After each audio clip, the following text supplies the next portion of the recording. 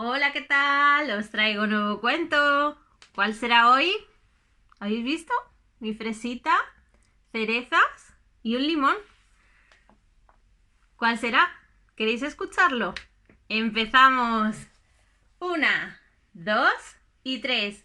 Colorín colorado, este cuento va a empezar con los ojos abiertos, las orejas abiertas y la boca cerrada, cerrada. Hoy os dejo que la abráis.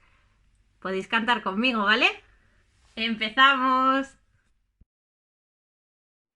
Limón.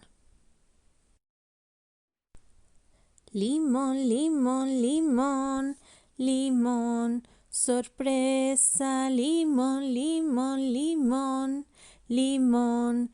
Y fresa, limón, limón, limón, limón. Sorpresa, limón, limón, limón, limón. Cerezas, limón, limón, limón, limón. Sorpresa, limón, limón, limón, limón.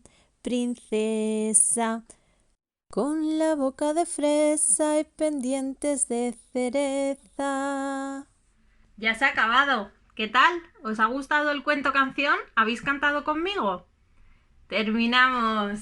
Una, dos y tres. Colorín colorado, este cuento se ha acabado. Y colorín colorete, por la chimenea sale un... ¡Pum! ¡Cohete! Hasta el próximo cuento.